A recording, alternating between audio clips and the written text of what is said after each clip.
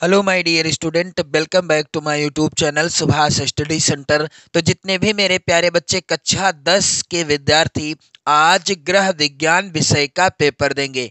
जी हाँ मेरे प्यारे बच्चों, आज है ग्रह विज्ञान विषय का पेपर और मैं लेकर के आ चुका हूँ आज इस वीडियो में मेरे प्यारे बच्चों 80 सबसे महत्वपूर्ण एमसीक्यू यानी बहुविकल्पी प्रश्न। जैसा कि आप सभी को पता है, ग्रह विज्ञान विषय में 20 प्रश्न आएंगे बहुविकल्पी और प्रत्येक प्रश्न होगा 1 नंबर का। यदि आप इन 20 प्रश्नों का उत्तर OMR सीट में मेरे प्यारे बच्चों सही तरीके से भरते हैं इनका उत्तर और सही उत्तर भरते हैं तो पूरे पूरे 20 नंबर आपको पक्के हो जाएंगे।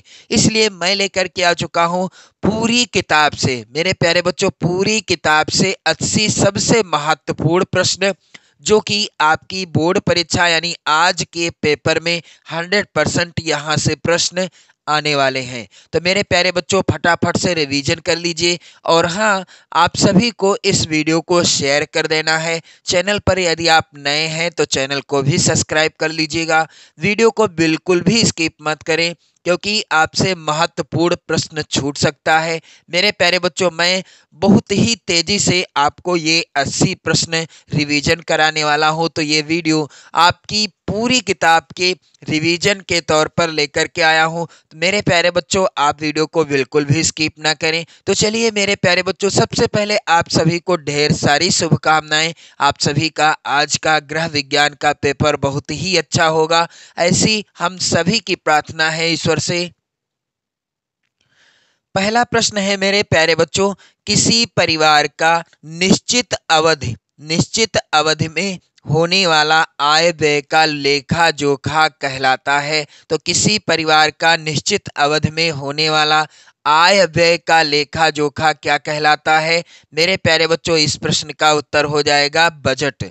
प्रश्न संख्या 2 है, जिस बजट में कुल आय से कुल व्यय अधिक हो। यहाँ पर ध्यान दीजिएगा आप सभी लोग, जिस बजट में कुल आय से कुल व्यय अधिक हो उसे क्या कहा जाता है? यानी जिस बजट में कुल आय आमदनी कम है लेकिन खर्च ज्यादा है, उस बजट को कहा जाता है घाटे का बजट।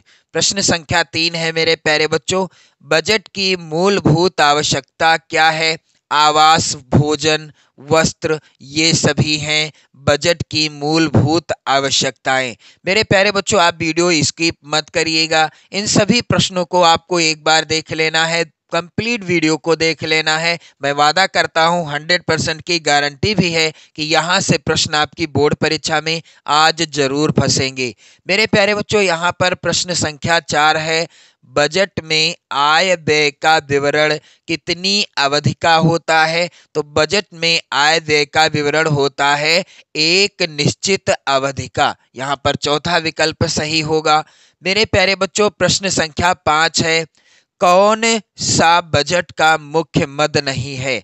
इनमें से कौन सा विकल्प है जो बजट का मुख्य मद नहीं है? तो यहाँ पर उत्तर हो जाएगा फैशन, शिक्षा, भोजन और आवास, ये बजट के मुख्य मद हैं लेकिन फैशन नहीं है। प्रश्न संख्या 6 है मेरे प्यारे बच्चों, बजट सफल होता है, बजट कब सफल होता है?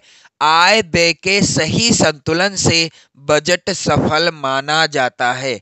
प्रश्न संख्या 7 है मेरे प्यारे बच्चों, आप देख रहे हैं सभी प्रश्न महत्वपूर्ण हैं।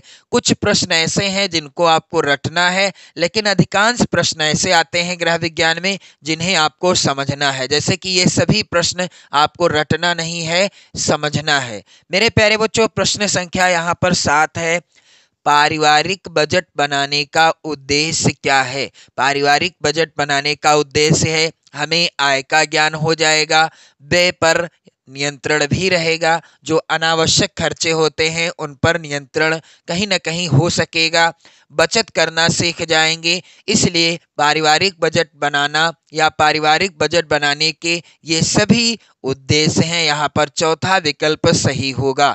मेरे प्यारे बच्चों, प्रश्न संख्या यहाँ पर 8 है, मासिक बजट बनाना क्यों आवश्यक होता है? तो आय व्यय में संतुलन बनाए रखने के लिए मासिक बजट बनाना आवश्यक होता है। मेरे प्यारे बच्चों, प्रश्न संख्या यहाँ पर 9 है, पारिवारिक बजट का सिद्धांत प्रस्तुत किया। पारिवारिक बजट का सिद्धांत दिए गए विकल्पों में से किसने प्रस्तुत किया? इसका उत्तर होगा मेरे प्यारे बच्चों एंजल्स ने। प्रश्न संख्या 10 है यहाँ पर, आदर्श बजट माना जाता है, इनमें से किसे आदर्श बजट माना जाता है? तो यहाँ पर उत्तर क्या होगा? बचत का बजट, जिसे आदर्श बजट माना जाता है। बचत का बजट को क्या माना जाता है? आदर्श बजट माना जाता है। प्रश्न संख्या 11 है मेरे प्यारे बच्चों, आप लोग ध्यान देंगे, पारिवारिक बजट का मुख्य मद क्या है? तो पारिवारिक बजट का मुख्य मद है भोजन।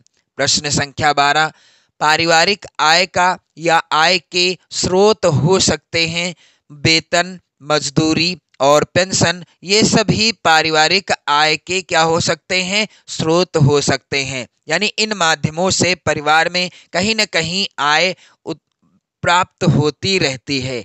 प्रश्न संख्या 13 है मेरे प्यारे बच्चों, यहाँ पर बचत विनियोग का साधन या बचत विनियोग के साधन कौन कौन से हैं? तो पहला है डाकघर, दूसरा बैंक, तीसरा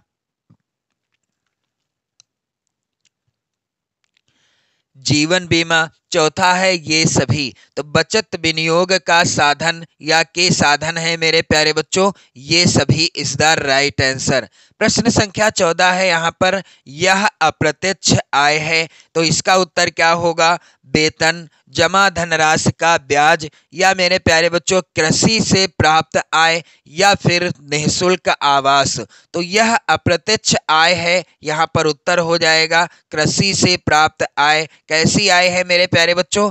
अप्रत्यक्ष आय है। प्रश्न संख्या यहाँ पर आप देखेंगे 15 है, पारिवारिक आवश्यकताओं की पूर्ति के लिए उपयोग किए जाने वाले धन को क्या कहते हैं? पारिवारिक आवश्यकताओं की पूर्ति के लिए जो धन उपयोग किया जाता है उसे कहते हैं पारिवारिक व्यय। प्रश्न संख्या 16 मेरे प्यारे बच्चों, निम्नलिखित में से कौन सा सबसे सुरक्षित चेक है? तो दिए गए विकल्पों में से सबसे सुरक्षित चेक कौन सा होता है? क्रॉस चेक होता है, जिसे रेखांकित चेक, मेरे प्यारे बच्चों आप सभी लोग ध्यान देंगे, रेखांकित चेक भी कहा जाता है। क्रॉस चेक को रेखांकित चेक भी कहा जाता है और यह सबसे सुरक्षित चेक होता है। मेरे प्यारे बच्चों आप सभी लोग ध्यान देंगे, प्रश्न संख्या 17 है यहाँ पर, पारिवारिक बचत की सुरक्षा का साधन क्या है? डाकघर, बैंक या निजी एजेंसियां। मेरे प्यारे बच्चों यहाँ पर डाकघर है और बैंक ये पारिवारिक बचत की सुरक्षा के साधन हैं, अर्थात इन दोनों में हम धन को जमा करके अपने धन को पूर्णतः सुरक्षित रख सकते हैं। विकल्प का व खा दोनों इज द राइट आंसर। मेरे प्यारे बच्चों प्रश्न संख्या 18 है, बचत की आवश्यकता है। बचत किस लिए किया जाता है? तो भविष्य के जो आवश्यक एवं आकस्मिक खर्चे होते हैं उनके लिए हमें बचत करना चाहिए।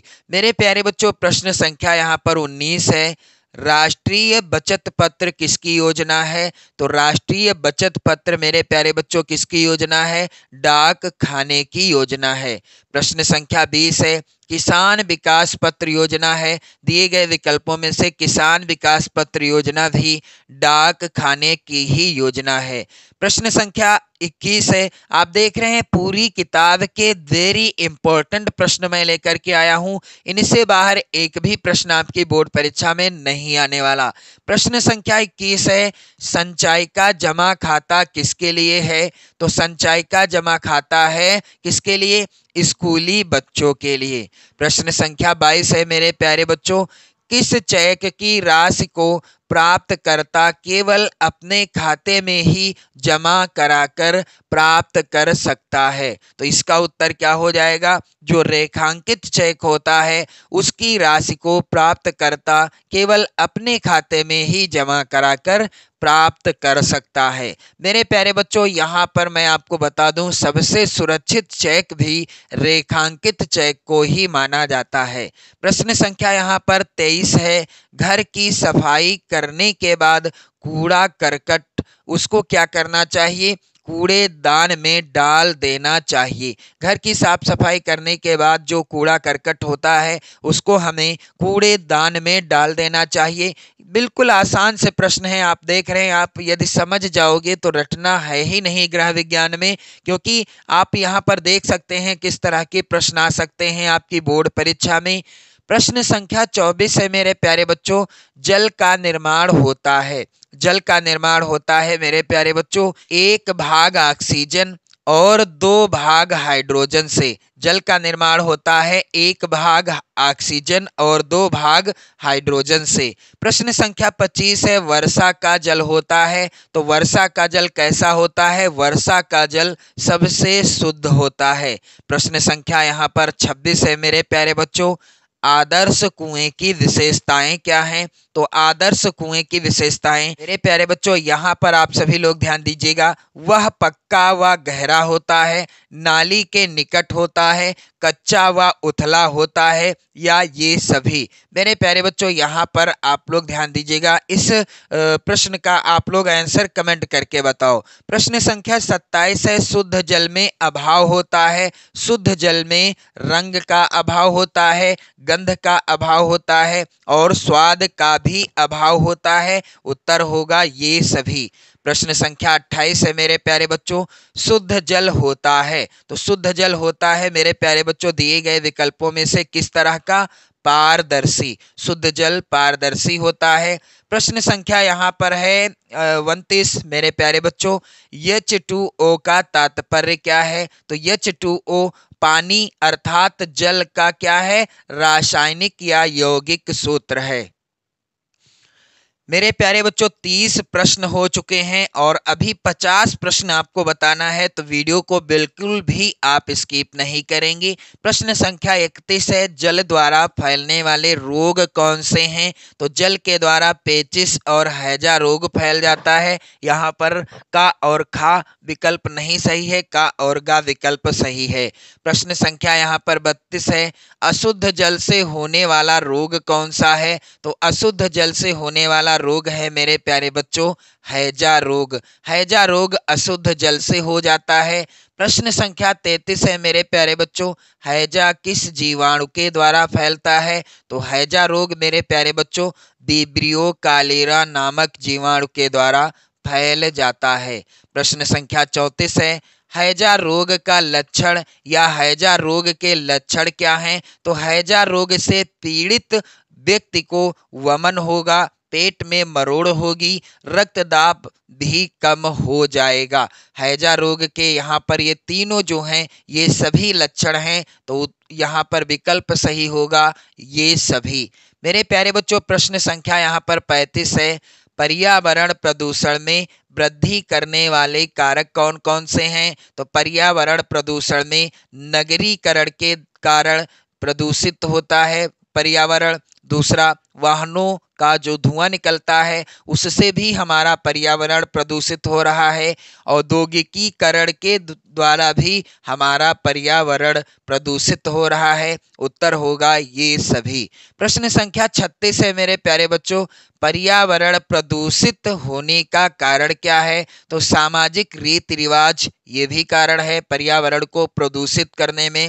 जनसंख्या वृद्धि तो सबसे बड़ा कारण है पर्यावरण को प्रदूषित करने में, और आधुनिकीकरण भी। यहाँ पर उत्तर क्या होगा? चौथा विकल्प ये सभी। प्रश्न संख्या 37 है मेरे प्यारे बच्चों, कोयला अथवा कार्बनिक वस्तुओं के जलने से कौन सी गैस बनती है? तो कोयला अथवा कार्बनिक वस्तुओं के जलने से मेरे प्यारे बच्चों कार्बन डाइऑक्साइड गैस बनती है।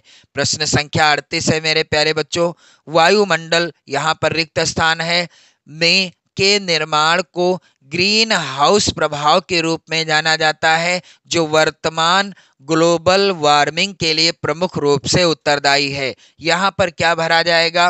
कार्बन डाइऑक्साइड भरा जाएगा। प्रश्न संख्या यहाँ पर 39 है मेरे प्यारे बच्चों, हमें प्लास्टिक की बोतलों, थैलियाँ आदि का प्रयोग कम करना चाहिए, क्योंकि यहाँ पर सही विकल्प क्या है? वे वायुमंडलीय गैसों के साथ प्रतिक्रिया करते हैं। इसके बाद मेरे प्यारे बच्चों यहाँ पर प्रश्न संख्या 40 है, आप लोग ध्यान देंगे, मोस्ट इंपॉर्टेंट प्रश्न है आपकी बोर्ड परीक्षा 2024 के लिए, यानी आज के पेपर में यहां से इन 80 प्रश्नों में से जरूर प्रश्न आएंगे, ये मेरी गारंटी है। प्रश्न संख्या 40 है, ओजोन परत के ह्रास के लिए मुख्य रूप से उत्तरदायी पदार्थ कौन सा है? तो यहाँ पर उत्तर क्या होगा? CFC। CFC जो है ओजोन परत के ह्रास के लिए सबसे ज्यादा या मुख्य रूप से उत्तरदायी पदार्थ है। पहला ही विकल्प सही है। प्रश्न संख्या 41 है मेरे प्यारे बच्चों, पर्यावरण प्रदूषण का प्रभाव पड़ता है।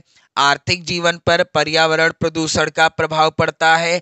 व्यक्तिगत कार्य क्षमता पर भी पर्यावरण प्रदूषण का प्रभाव पड़ता है और जन स्वास्थ्य पर भी पड़ता है, यानी इन सभी पर पर्यावरण प्रदूषण का प्रभाव पड़ता है। प्रश्न संख्या 42 है मेरे प्यारे बच्चों, ध्वनि प्रदूषण को किस में मापा जाता है? तो आप सभी जानते हैं ध्वनि प्रदूषण को डेसिबल में या डेसिबल में मापा जाता है। प्रश्न संख्या 43 है मेरे प्यारे बच्चों, विश्व पर्यावरण दिवस किस दिन मनाया जाता है? तो विश्व पर्यावरण दिवस प्रत्येक वर्ष 5 जून को मनाया जाता है। प्रश्न संख्या 44 मेरे प्यारे बच्चों, संक्रामक रोग फैलते हैं। तो संक्रामक रोग वायु द्वारा, जल द्वारा और संपर्क द्वारा, यानी संक्रामक रोग जो होते हैं ये इन सभी के द्वारा फैल जाते हैं, यानी वायु के द्वारा, जल के द्वारा और संपर्क के द्वारा। मेरे प्यारे बच्चों प्रश्न संख्या 45 है मोस्ट इंपोर्टेंट, संक्रामक रोगों से बचाव के लिए किया जा सकता है। यदि हमें संक्रामक रोगों से बचाव करना है तो इसके लिए सबसे उपयुक्त तरीका है टीकाकरण करवाना। मेरे प्यारे बच्चों प्रश्न संख्या 46 है, क्षय रोग किस जीवाणु द्वारा फैलता है? यहाँ पर जीवाणु होगा तो क्षय रोग मेरे प्यारे बच्चों फैलता है बेसिलस नामक जीवाणु के द्वारा। और मेरे प्यारे बच्चों यहाँ पर आप लोग ध्यान देंगे, ATS अथवा टेटवैक का इंजेक्शन किस रोग के बचाव के लिए दिया जाता है? तो आप सभी जानते हैं कि ATS अथवा टेटवैक का इंजेक्शन टिटनस रोग के बचाव के लिए किया जाता है। यहाँ पर तीसरा विकल्प सही होगा। मेरे प्यारे बच्चों आप सभी से रिक्वेस्ट है कि आप लोग वीडियो शेयर कर देना।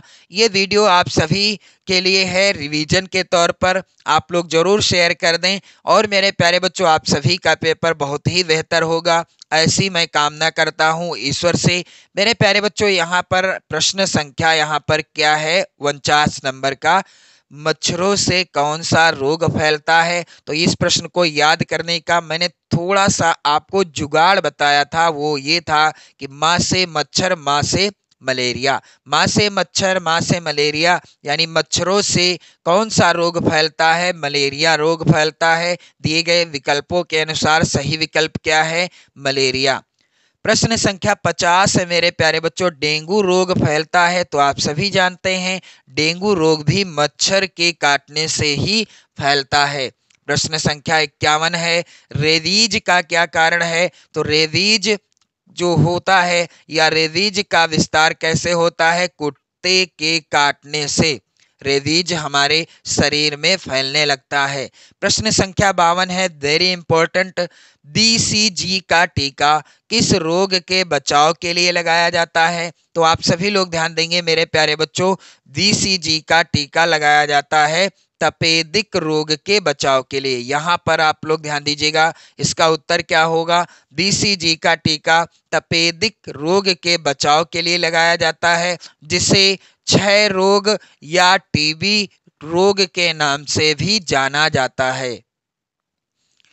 प्रश्न संख्या 53 है मेरे प्यारे बच्चों, अंतर्राष्ट्रीय योग दिवस किस दिन मनाया जाता है? तो अंतर्राष्ट्रीय योग दिवस प्रत्येक वर्ष 21 जून को मनाया जाता है। प्रश्न संख्या 54 है, इस रोग में रोगी बार बार मल त्याग करता है। तो यहाँ पर एक विकल्प मिसप्रिंट है मेरे प्यारे बच्चों, अतिसार रोग से पीड़ित व्यक्ति बार बार क्या करता है? मल त्याग करता है। प्रश्न संख्या 55 है मेरे प्यारे बच्चों, यहाँ पर आप लोग ध्यान दीजिएगा, वायु द्वारा फैलने वाला रोग कौन सा है? तो वायु के द्वारा चेचक नामक रोग फैलने लगता है। इसके बाद मेरे प्यारे बच्चों प्रश्न संख्या 56 है, टिटनेस से बचाव के लिए इसका टीका लगवाना चाहिए। टिटनेस से बचाव के लिए किसका टीका लगवाना चाहिए? आप सभी जानते हैं टिटवैक का या एटीएस का टीका टिटनेस रोग के बचाव के लिए लगाया जाता है। प्रश्न संख्या 57 है मेरे प्यारे बच्चों, घर पर वस्त्र सिलने से बचत होती है। तो यदि हम घर पर वस्त्र सिलते हैं तो इससे हमारे समय, कपड़े एवं धन की बचत होती है। प्रश्न संख्या 58 है, कपड़े पर आवश्यक चिन्ह लगाने चाहिए। कपड़े पर आवश्यक चिन्ह किससे लगाने चाहिए? उत्तर हो जाएगा मिल्टन चाक से। और मेरे प्यारे बच्चों, कपड़ों पर नाप के निशान मिल्टन चाक से क्यों लगाए जाते हैं? इसका उत्तर हो जाएगा निशान सरलता से छूट जाता है। मिल्टन चाक से लगाया गया निशान सरलता यानी आसानी से छूट जाता है, इसलिए मेरे प्यारे बच्चों प्रश्न संख्या 60 है, कपड़ा काटने से पूर्व की जाने वाली क्रिया क्या है? तो कपड़े को शिंक करना और कपड़े को इस्त्री करना। यहाँ पर ये दोनों विकल्प हैं कपड़ा काटने से पूर्व की क्रियाएं। प्रश्न संख्या 61 है मेरे प्यारे बच्चों, कपड़ा काटने का उचित स्थान क्या है? यदि हमें कपड़े को सिलना है, कोई भी चीज बनाना है, शर्ट बनाना है या पैजामा बनाना है या कुर्ता बनाना है, कुछ भी बनाना है, तो उसको पहले तो हमें नापना होगा, फिर काटना होगा। तो इसके लिए उचित स्थान क्या है? मेज या पटरे पर रखकर उसकी नाप ली जाएगी और फिर उसको काटा जाएगा। यहाँ पर प्रश्न संख्या मेरे प्यारे बच्चों 62 है, कपड़ा काटने से पूर्व ध्यान रखना चाहिए। कपड़ा काटने से पूर्व क्या ध्यान रखना चाहिए? कपड़े को शिंक करना यानी जो सिकुड़न है उसको सही करना, मिल्टन चाक से निशान लगाना चाहिए, कपड़े को इस्त्री करना भी चाहिए। यहाँ पर उत्तर होगा उपर्युक्त सभी। प्रश्न संख्या यहाँ पर है 63, हाथ की सिलाई के उदाहरण हैं। हाथ की सिलाई के उदाहरण हैं, दिए गए विकल्पों में से कौन सा विकल्प सही है? मेरे प्यारे बच्चों यहाँ पर आप देख पा रहे हैं बखिया, तुरपन, कच्ची सिलाई, ये सभी हाथ की सिलाई के क्या हैं? उदाहरण हैं। प्रश्न संख्या मेरे प्यारे बच्चों 64 है, कपड़ा काटते समय मेज पर बिछाने के लिए प्रयुक्त होता है। कपड़ा काटते समय मेज पर बिछाने के लिए मिल्टन क्लॉथ का प्रयोग किया जाता है। प्रश्न संख्या 65 है मेरे प्यारे बच्चों, सिलाई में प्रयुक्त उपकरण गुनिया का आकार कैसा होता है? तो सिलाई में जो गुनिया उपकरण का प्रयोग किया जाता है उसका आकार होता है एल आकार का। प्रश्न संख्या 66 है मेरे प्यारे बच्चों, मिल्टन क्लॉथ होता है तो मिल्टन क्लॉथ एक सूती कपड़ा है। प्रश्न संख्या 67 है मेरे प्यारे बच्चों, वस्त्रों की धुलाई के लिए कौन सा जल सबसे उत्तम होता है? तो वस्त्रों अर्थात कपड़ों की धुलाई के लिए सबसे उत्तम जल होता है मृदु जल। प्रश्न यहाँ पर आप देख पा रहे होंगे 68 है, ऊनी एवं रेशमी वस्त्रों को धोने के लिए किसका प्रयोग किया जाता है? तो मेरे प्यारे बच्चों ऊनी और रेशमी वस्त्रों को धोने के लिए रीठे का घोल, यहाँ पर पहला ही विकल्प सही होगा, रीठे के घोल का प्रयोग किया जाता है। प्रश्न संख्या 69 है मेरे प्यारे बच्चों, भोजन पकाने की कौन सी विधि पौष्टिक तत्व को सुरक्षित रखती है? तो यदि हम भोजन को भाप के द्वारा पकाते हैं तो भोजन के सभी पौष्टिक तत्व सबसे सुरक्षित रहते हैं।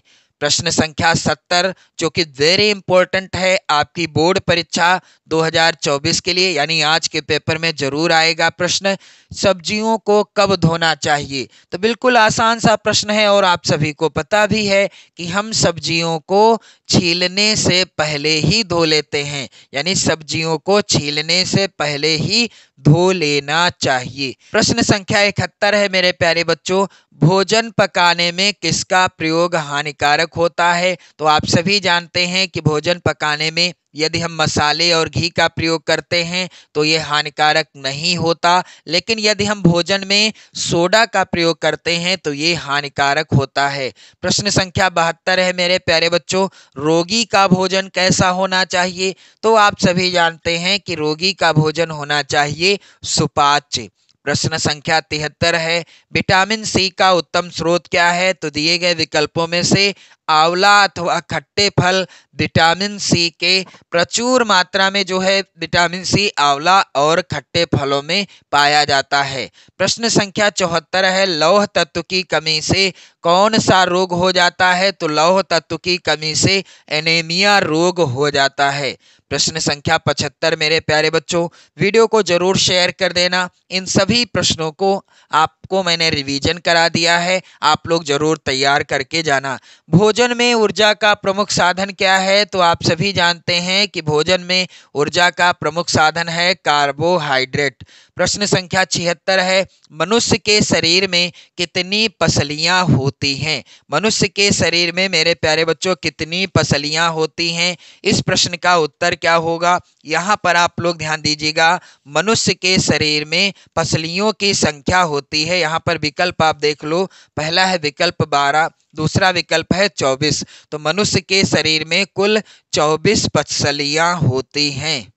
प्रश्न संख्या 77 है मेरे प्यारे बच्चों, अस्थि भंग के लक्षण क्या हैं? तो यहाँ पर पहला है विकल्प दर्द होता है, दूसरा विकल्प सूजन आ जाती है, तीसरा विकल्प अंग निष्क्रिय हो जाता है। यहाँ पर उत्तर क्या होगा? अस्थि भंग के लक्षण क्या हैं? उत्तर हो जाएगा ये सभी। यानी हड्डी जब टूट जाती है, हाथ की हो या पैर की, तो वहां पर जिस स्थान की हड्डी टूटेगी, हाथ की हो या पैर की, वहां दर्द होगा, सूजन भी आ जाएगी और वह अंग कार्य नहीं कर पाएगा। उत्तर होगा ये सभी। प्रश्न संख्या 78 है मेरे प्यारे बच्चों, कौन सा अंग श्वसन तंत्र का भाग नहीं होता? तो फेफड़े, नाक और श्वास नली ये सभी श्वसन तंत्र के भाग हैं, लेकिन यकृत या हाथ ये श्वसन तंत्र के भाग नहीं हैं। मेरे प्यारे बच्चों, प्रश्न संख्या 79 है, श्वसन क्रिया में रक्त का शुद्धिकरण कौन सी गैस के द्वारा होता है? इसका उत्तर हो जाएगा ऑक्सीजन गैस के द्वारा।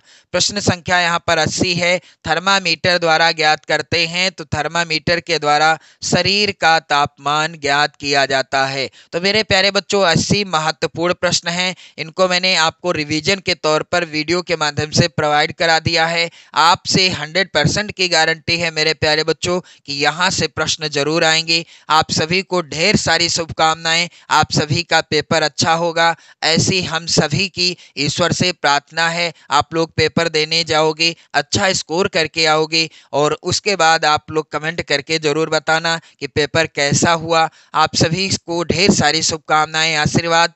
जय हिंद।